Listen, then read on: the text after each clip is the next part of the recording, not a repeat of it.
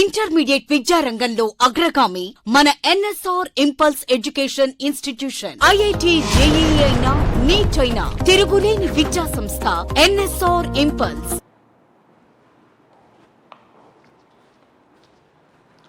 Hello students, now let us continue with Kingdom Monera. That first one Archaebacteria we have completed. Now let us go with the next one, Eubacteria.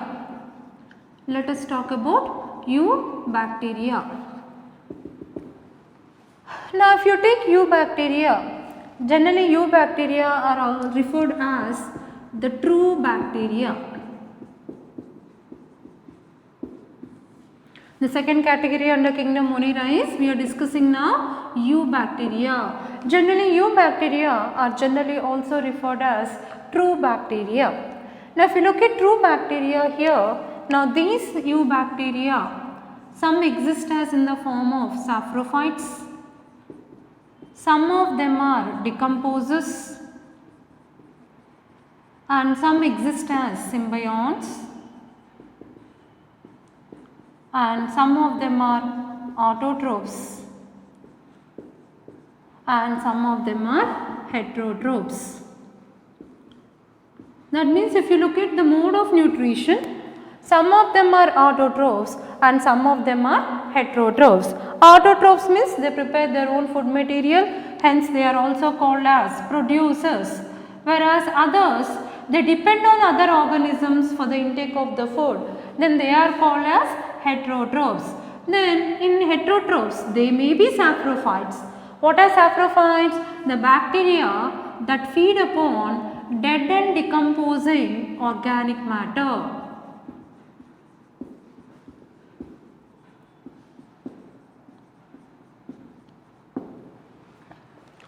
The bacteria which feed on, the bacteria which grow on, so I am writing BA, BA means bacteria.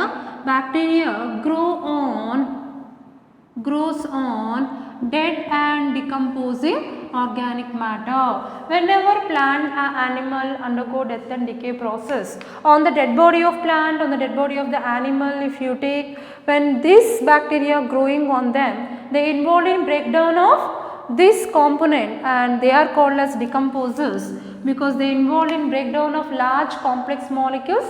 They get broken down into simpler molecules, that's why they are called decomposers. Such type of nutrients they are called saprophytes. Saprophytes are also called as decomposers. Why do we call them decomposers? Because the bacteria find growing on dead and decomposing organic matter and they involve in decomposition. Decomposition meaning the breakdown of large complex molecules into simpler molecules, thereby all nutrients will be added to the soil. Next growing plant, next growing animal can make use of those nutrients, and such type of organisms are called decomposers. Symbionts. Symbionts means, as I told you, the organisms are mutually benefited. Organisms are mutually, they depend upon each other. Then they are called as symbionts. The best example is nothing but we have discussed Rhizobium. Rhizobium you can take it as the best example. Now apart from this, let us take some more examples. So examples of the Eubacteria if you take, some of them are unicellular. Unicellular you can take, the best example is bacteria. So we find different type of bacteria exist in environment. Now let us continue our discussion with bacteria. Bacteria are always unicellular and some exist as in the form of colonial. Colonial meaning they exist in the form of colonies. So like the group, they form the groups colonies, like this is one colony, then next to another colony, like that they exist in the form of colonies. The best examples for this, Nostoc and Anabina, they exist in the form of colonies. Colonies, right? And some of them are mycelial. So these all examples are important, you have to remember. Mycelial meaning they look like fungi. Mycelial means they form mycelium. What is mycelium? It's exactly a fungi growth. Mycelium is nothing but what? A fungi growth. In coming classes we will discuss how mycelium looks like, how fungi grows, different structures. What is hyphae, what is mycelium, we will discuss in coming classes. In this same chapter, in the same concept we are going to discuss in coming classes. So, but generally right now you try to remember mycelia, it is nothing but structure of a fungi. But here bacteria looks like a fungi. Mycelial, you can take example actinomycetes, that is mycobacterium. That is why this bacteria which looks like myco means fungi. Bacteria which look like fungi, it is called mycobacterium, or itself it called actinomycetes. Actinomycetes. So, mycelial in structure, example mycobacterium or actinomycetes, and some of the bacteria they are filamentous. Some of the bacteria they are filamentous. Filamentous meaning, so one above the other like this. One cell is here, another cell is like this, another cell is like this. Filamentous. One above the other like a ladder. So, for this you can take example oscillatoria. Oscillatoria. So, these are different type of examples for eubacteria. So, they may be unicellular. The bacteria itself is an example. They form colonies like Nostoc and Anabina, even they are also different type of bacteria. They form colonies. Mycelial in structure, example mycobacterium or itself is called actinomycetes. Filamentous in structure, example you can take oscillatoria. So, these all are nothing but examples. Right. Now, this bacteria itself is called as what? Exactly it is called as a true bacteria. Now, let us talk about true bacteria, size and shape and this.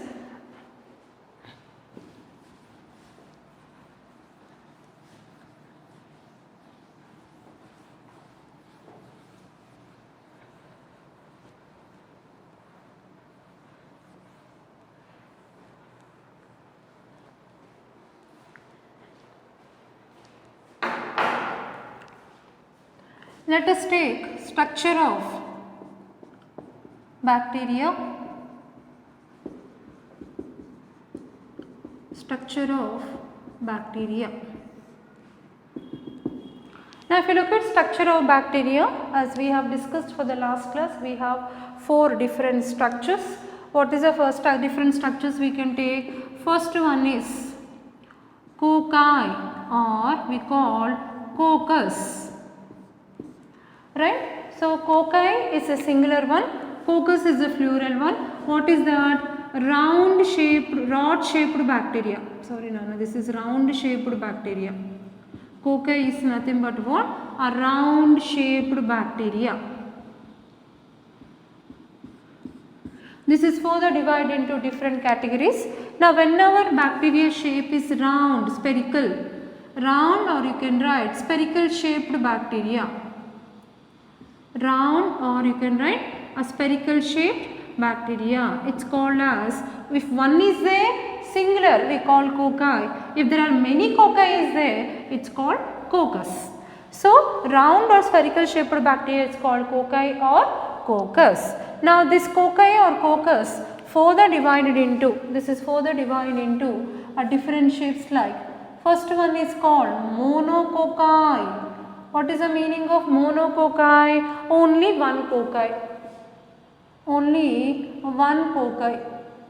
Meaning you find only one cocci like this. So, let me draw with blue.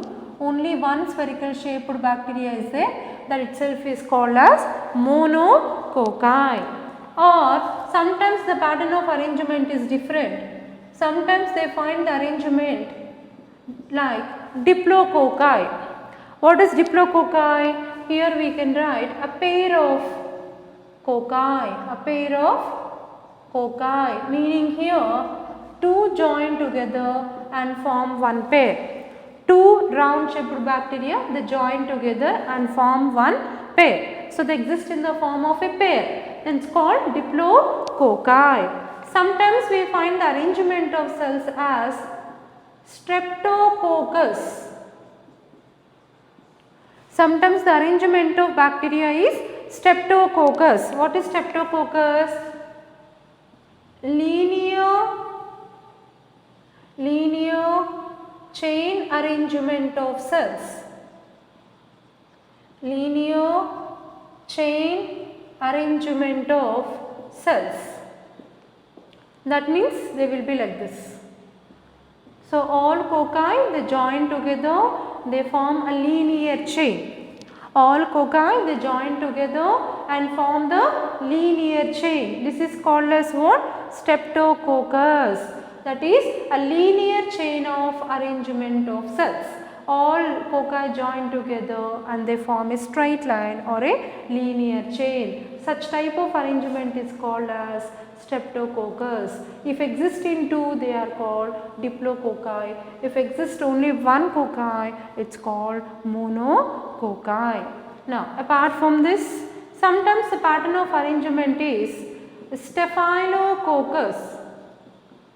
Staphylococcus.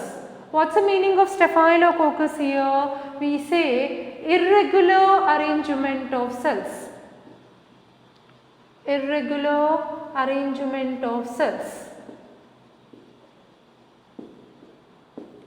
Irregular arrangement of cells.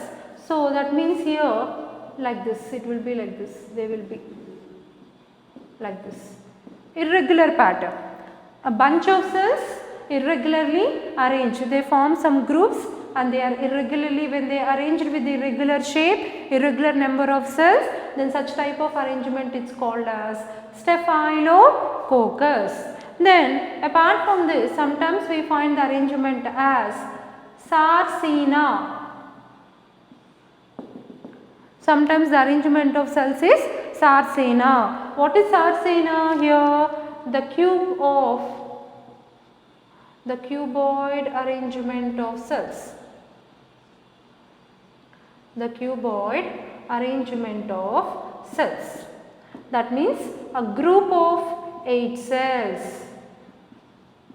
The group of 8 cells.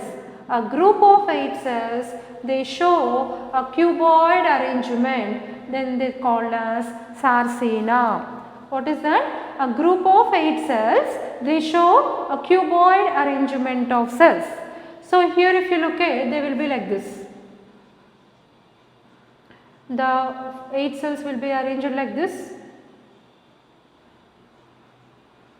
Like this. Back side one more will be there, exactly the back side one more. So a group of 8 cells will be arranged like a cuboid. All these cells are joined together and arranged looks like a cuboid. Then such type of arrangement of 8 cells is called Sarcina. How it looks like? This is one cell, one cocci, this is another cocci, this is another cocci, like this. And back side also more 4 will be there. It looks like this. So it is like this. Like this. Right? So such type of arrangement is called as what?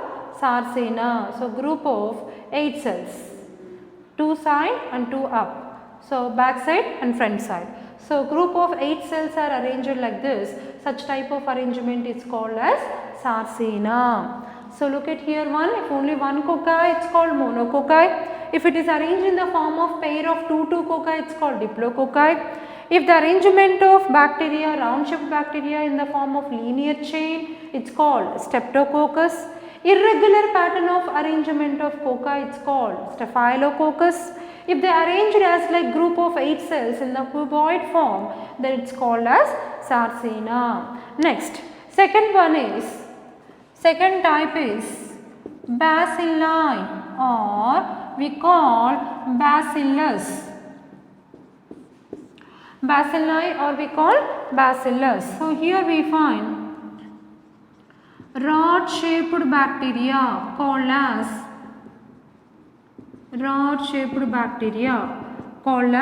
Bacilli or Bacillus. They are nothing but what? A rod shaped bacteria. So they look like this. This is rod shaped bacteria. If one is there, it's called Bacilli. If many are there, we call Bacillus. Rod shaped bacteria. So if you take this kind of bacteria, when you observe under microscope, they look like a rod shaped structures. So in the stain, they appear like this. they appear like this. They appear like this. Such type of rod-shaped bacteria are called bacilli singular, bacillus is plural. So here even these are further divided into different types. Like first one is monobacillus, that means single bacilli, that means only one bacilli. Maybe the arrangement or they exist as in the form of only one bacilli. Sometimes they exist in the form of diplobacillus, meaning a pair of two bacilli or a pair of bacillus. How do they exist? They exist like this, 1, 2. Then a pair of two bacilli, if they join together and appears like an arrangement, it's called diplobacillus, or it may be called as streptobacillus. The arrangement may be streptobacillus. Then what is streptobacillus? Linear chain of arrangement of bacilli. Linear chain of bacillus. So if you look at this streptobacilli, how the cells will be appeared? One joined with other and this joined with other like this. So when all they join together one after the other, then that forms what is called as streptobacillus. So the bacillus may be monobacilli, that's only single bacilli, or they may exist in the form of diplobacillus, a pair of two bacilli like this, or they may also exist in the arrangement like streptobacillus, a linear chain of bacilli all join together and form linear chain, then it's called as streptobacillus. I hope now it make clear and understanding for you. Cocci is divided into maybe monococci, diplococci, streptococci, staphylo or sarcina. Bacillus may be divided, it may be monobacillus, it may be diplobacillus, or it may be streptobacillus. Then apart from this, other one is Vibrio, or we call Vibrium. What is that? Here this is nothing but comma shaped bacteria. Comma shaped bacteria. So it looks like this. This is comma shaped like this. This is flagella. Sometimes we find half helically twisted, half helically twisted bacteria. If at all, if you get the question that half helically twisted bacteria means, again you have to take Vibrio. If one is there, it's called Vibrium. Vibrio, if many are there, we call Vibrium. That is comma shaped bacteria, or itself is called half helically twisted bacteria. So here what I have drawn two lines are nothing but flagella. Right. Next, apart from this, or we may find a spiral shaped bacteria. Spirali, or we call spirillum. So what is this spirillum? This is nothing but a spiral shaped bacteria. It's nothing but a spiral shaped bacteria like this. It will be like spiral shape. So this is called helically twisted bacteria or helically coiled bacteria. See the difference in the question. Suppose if you get the statement as helically coiled bacteria means spirillum will come, half helically coiled or half helically twisted means Vibrium will come. So see the difference, half helical means Vibrium, helically coiled means spirali or spirillum. Spiral shaped bacteria, if one is there it's called spirali, if many are there they are called as what? Spirillum. So these are nothing but four different shapes. Rod shaped is called coccus, rod shaped is called bacillus, comma shaped is called Vibrium, spiral shaped is called as spirillum. So this is nothing but classification of bacteria based on structure. So let us write this. This is nothing but classification of bacteria. Means we classifying bacteria, classification of bacteria based on their structure. So what is the heading for this? Classification of bacteria based on the structure. Into how many categories? 4 categories. Cocci, Bacillus, Vibrio and Spirillum. So let us continue further.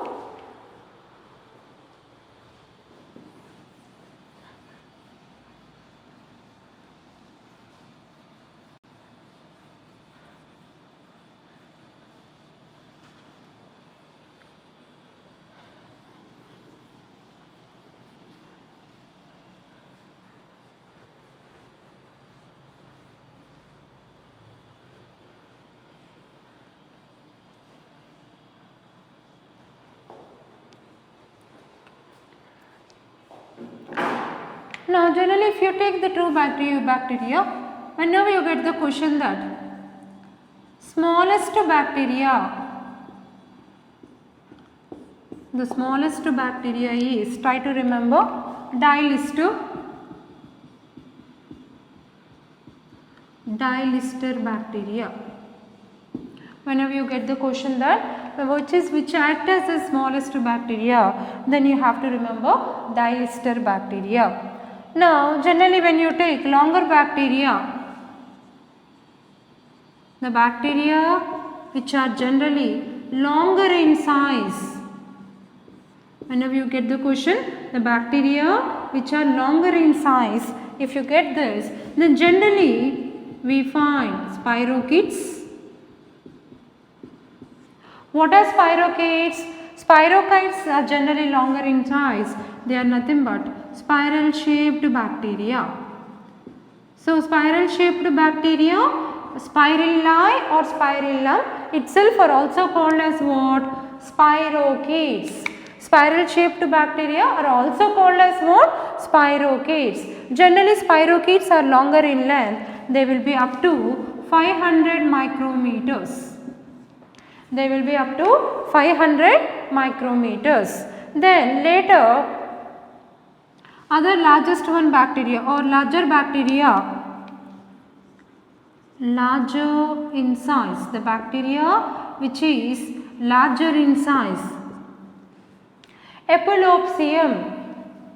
What is that bacteria name? Epulopium.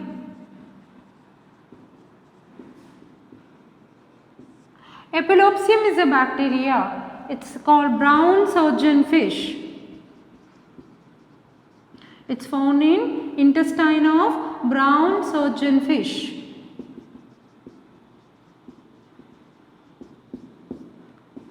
This Epulopium bacteria identified, isolated, found growing in intestine of a brown surgeonfish. It is approximately identified 600 micrometers in length and 80 micrometers in diameter.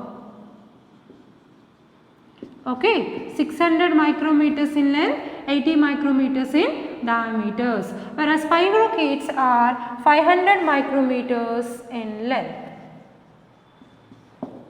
Right? So, whenever asked for the question, you have to choose the correct answer. So, whenever you say which bacteria is longer in length means you have to take spirochetes. How much it is longer means generally 500 micrometers in length. Generally spiral shaped bacteria are generally longer in length.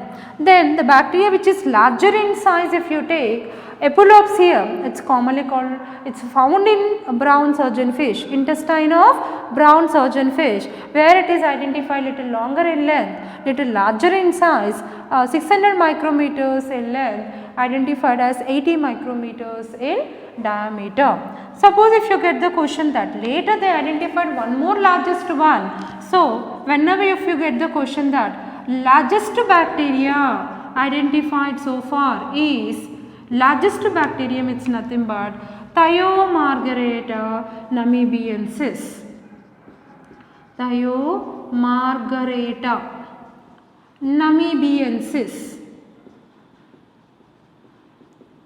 Thiomargareta namibiensis. It was identified as the largest bacteria, where it was identified approximately 700 micrometers in length, where approximately it was identified as 700 micrometers in length. Which one is the largest bacteria identified as Thiomargareta namibiensis, because it was found as existing 700 micrometers in length. So, smallest bacteria try to remember, longer in length you remember, larger in size you remember, and largest bacteria you remember. Longer in length in terms of shape and structure, spirochetes, general spiral bacteria generally longer in length, they go up to 500 micrometers in length. Larger in size both lengthwise and diameter wise, Epilobium that is found in intestine of brown surgeonfish, 600 micrometers in length, 80 micrometers in diameter. The largest bacteria what we identified so far is Thiomargareta namibiensis, which can grow up to 700 micrometers in length.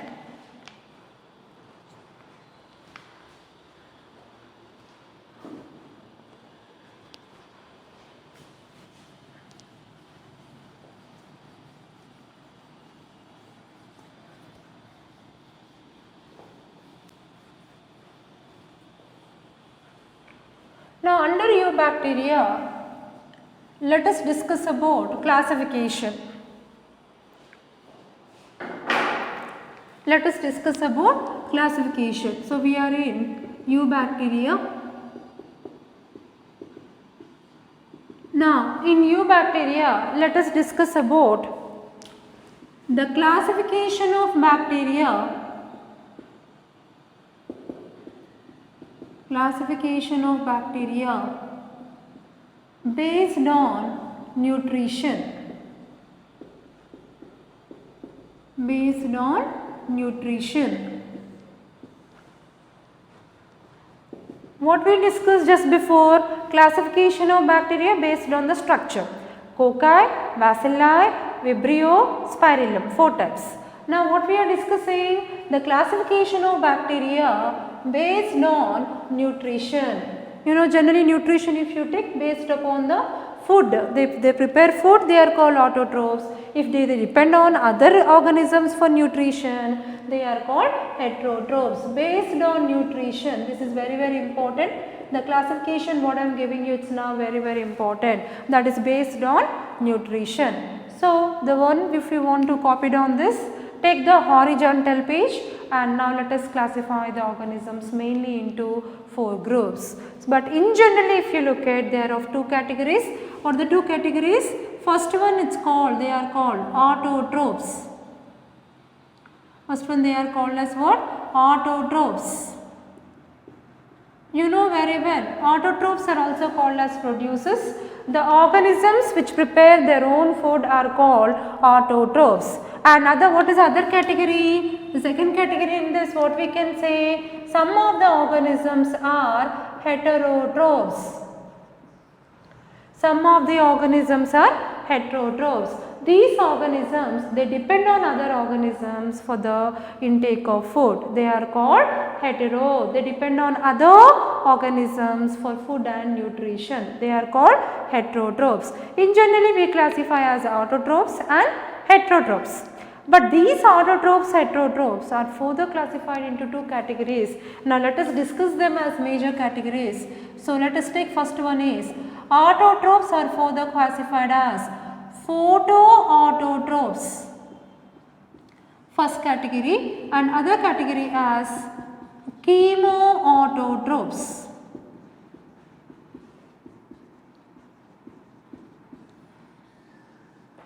They are autotrophs, they prepare their own food, no doubt, but they are further divided into photoautotrophs and second category as chemoautotrophs. Similarly, heterotrophs are also divided into 2 categories. So just I am continuing writing the third one, but third one will fall in the category called as what? Heterotroph. So it is also, they are classified as photoheterotroph, and another category as chemoheterotrophs. Chemoheterotrophs. What are the 4 categories? So first 2 categories generally fall in autotrophs, Next two categories generally fall in heterotrophs. Instead of saying two categories here, in generally bacteria are classified into four categories based upon their nutrition. What are the four categories? Photoautotrophs, chemoautotrophs, photoheterotrophs and chemoheterotrophs. Now let us discuss each category here. Now this classification based upon source of carbon and based on source of energy. On what basis you classify into four categories? Nutrition, no doubt. Nutrition means preparation of. They absorb carbon from carbon dioxide and source of energy is from sunlight. So the first category we are discussing. Photo means they depend on sunlight. Photo means sunlight. Autotrophs means they prepare their own food by using atmospheric carbon dioxide. Based on source of carbon, source of energy, they divide into four categories. Let us take first one, photoautotrophs. In that source of carbon is, where do they get carbon? These photoautotrophs, they get carbon from atmospheric carbon dioxide. They take atmospheric carbon dioxide. And where do they get energy? They get energy from directly from sunlight. That's why they are called photoautotrophs. They prepare their own food materials. So here, what are the which examples will fall in this category? Let us take example. Chlorobium and chromacium. Chlorobium and chromacium. Chlorobium, it's commonly called as green sulfobacteria. Chlorobium, it's commonly called green sulfobacteria. Whereas chromacium is commonly called as purple green sulfobacteria. So these are common names, but in generally they are called chlorobium and chromacium. So again I repeat, first category is photoautotrophs. Photoautotrophs, they prepare their own food. For the food, the source of carbon is they absorb carbon from carbon dioxide and they get energy from sunlight. This category of organisms, they prepare their own food using carbon from carbon dioxide, energy from sunlight. They are called photoautotrophs. Where do you find what are photoautotrophs? Examples: chlorobium, chromacium. These two are examples of photoautotrophs. Examples are very important for all of you to remember. Let us see the examples. Chlorobium, it's commonly called as green sulfur bacteria. Another example is chromacium, it's commonly called purple sulfur green bacteria. Right? So these two categories fall in the category called photoautotrophs. Now let us go with the second one. Second one, if you take, now second category are called as chemoautotrophs. Autotrophs means they prepare their own food, no doubt at all, but they depend upon chemical compounds. So let us see here the source of carbon. Source of carbon, if you look at the carbon, C means carbon, they get carbon from, say, atmospheric carbon dioxide they collect. They take carbon from atmospheric carbon dioxide. But if you look at source of energy, if you look at, they get energy, E means energy, here E means energy, they get energy from oxidation of inorganic substances. Oxidation of inorganic substances.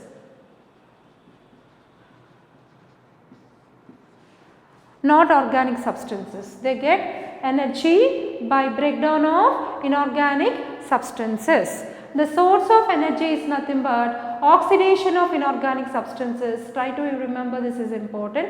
And they get carbon directly from atmospheric carbon dioxide and they get energy by the oxidation of inorganic substances. Such organisms are called as chemoautotrophs. Now these chemoautotrophs here generally they play an important role in,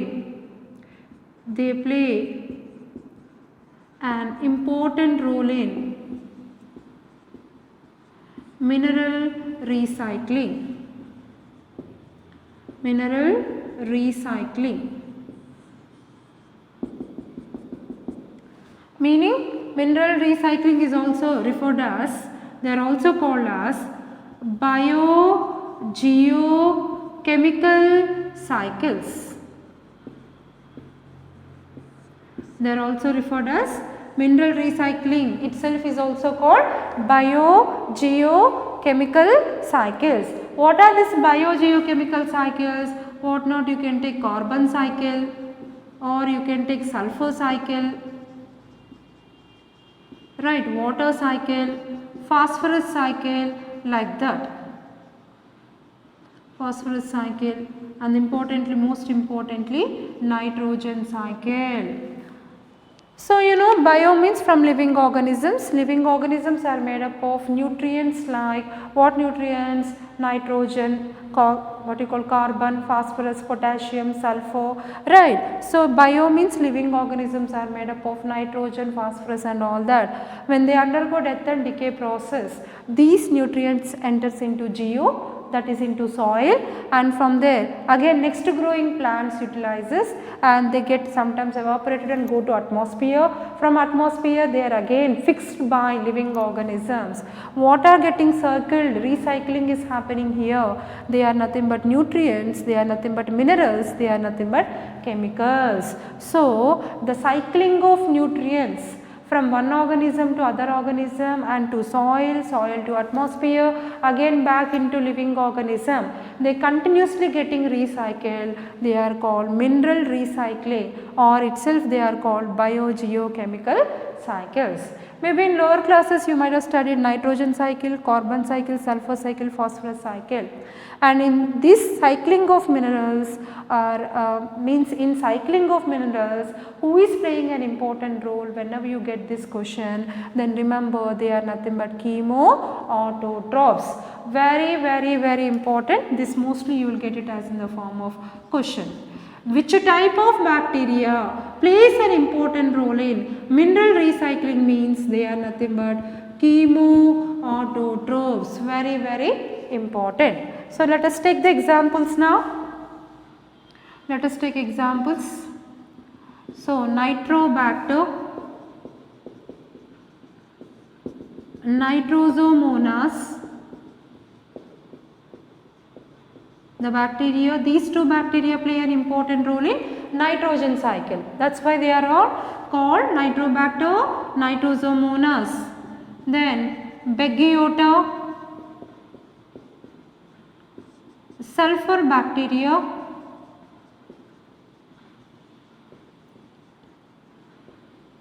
what is the sulfur bacteria? Thiobacillus. Sulfur bacteria itself is called Thiobacillus, and you can also write Ferribacteria, or you can write Ferrobacteria, which plays an important role in recycling of iron. Recycling of iron, which bacteria plays an important role? Ferrobacteria. Nitrobacter, Nitrosomonas, both of them plays an important role in the recycling of nitrogen. Beggiota and sulfur bacteria, they involved in recycling of sulfur. So which sulfur bacteria here I am writing? Here we are writing Thiobacillus. So these all are examples of chemoautotrophs. What are they? Nitrobacter, Nitrosomonas, Beggiota, sulfur bacteria called Thiobacillus, Ferrobacteria. These all bacteria plays very important role in mineral recycling or biogeochemical cycles like carbon cycle, sulfur cycle, phosphorus cycle or nitrogen cycle. Which category they are? They are chemoautotrophs. What is the source for chemoautotrophs? Source of carbon is they get carbon from atmospheric carbon dioxide. They get energy from oxidation of inorganic substances. Now let us move on to the third category.